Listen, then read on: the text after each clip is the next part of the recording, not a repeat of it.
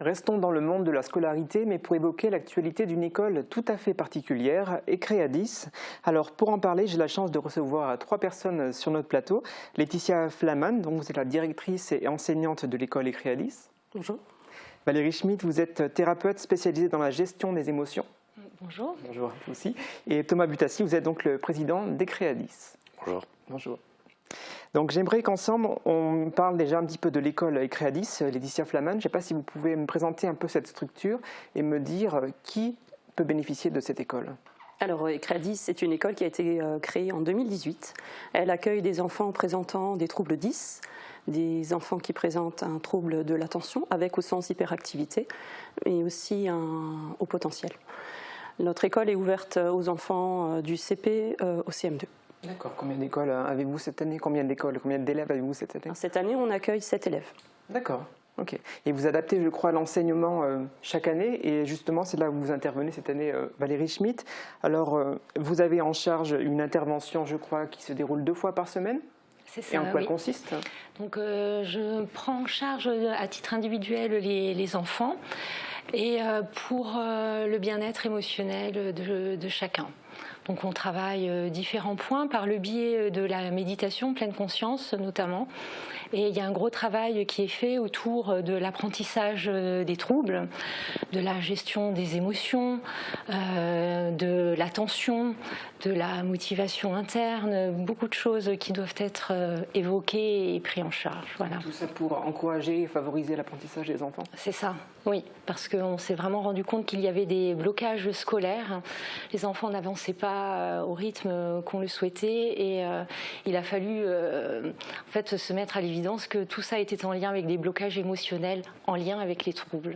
Voilà. Donc c'est ça que je traite moi dans cette prise en charge. Voilà. Ok.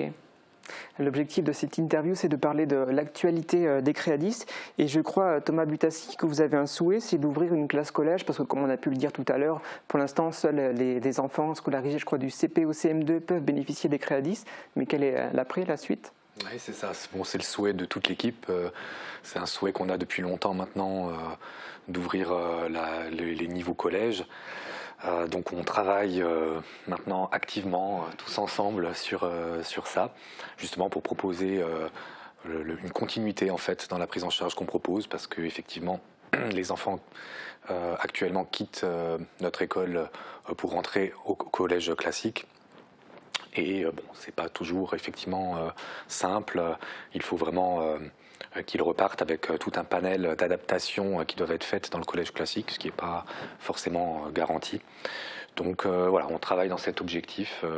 Donc on est en train de rechercher des locaux, puisque la demande d'ouverture de collège est conditionnée par cette trouvaille de locaux. Donc voilà, on est dans la recherche active de locaux. D'accord, vous avez déjà une vision sur le court terme, sur le long terme? Quand est-ce que vous aimeriez voir et quand est-ce qu'il est raisonnable de penser que cette classe pourrait ouvrir? Ouais, on est plutôt, on n'aime pas trop avoir une date, se projeter sur une date, mais c'est vrai que pour la rentrée 2025, ça pourrait être voilà, un objectif raisonnable. D'accord, ok. Alors il y a un frein auquel peuvent être confrontées les familles dont les enfants ont des troubles de l'apprentissage, c'est le coût des frais de scolarité au niveau de l'école Ecréadis.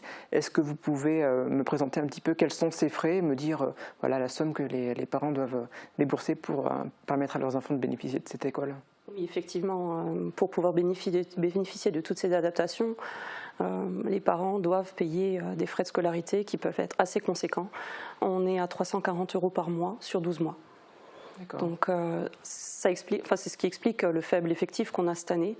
Avec l'augmentation du coût de la vie, beaucoup de parents m'ont téléphoné alors l'année dernière pour prendre des informations justement sur notre fonctionnement.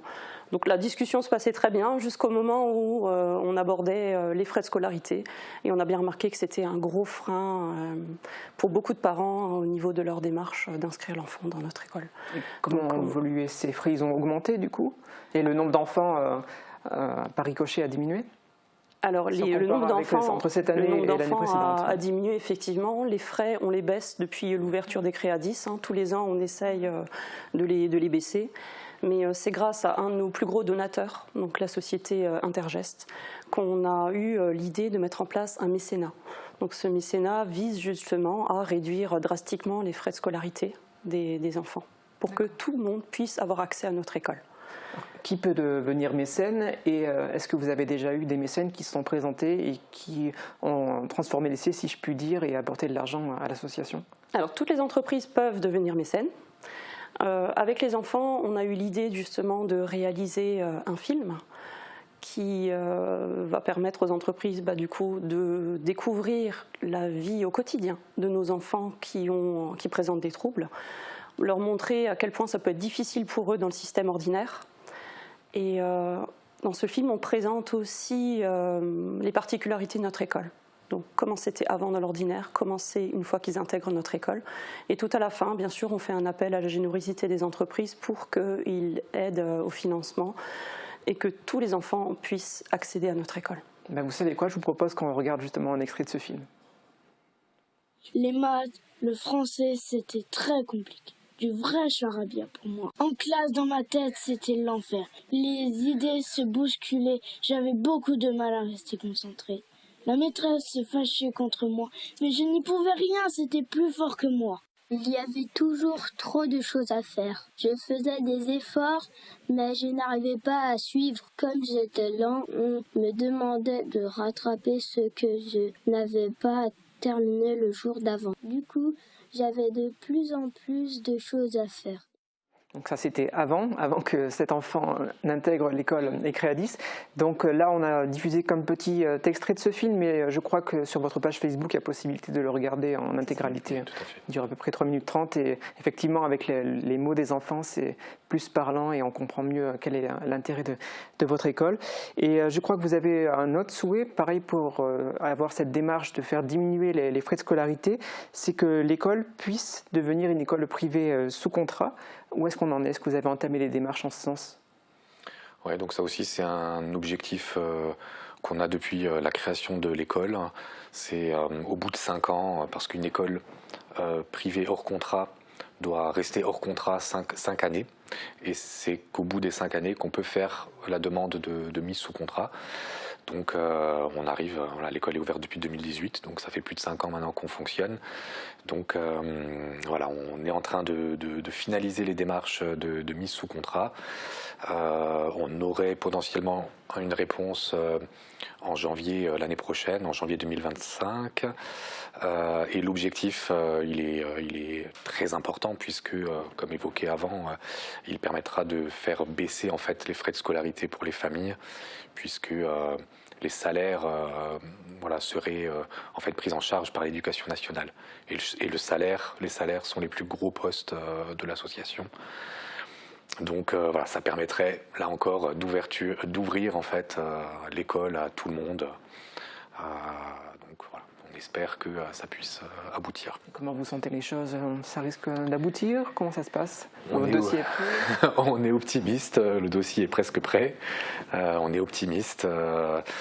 Ça, c'est toujours des questions de budget, donc il faut voir au niveau du ministère si les budgets sont présents, ça ira.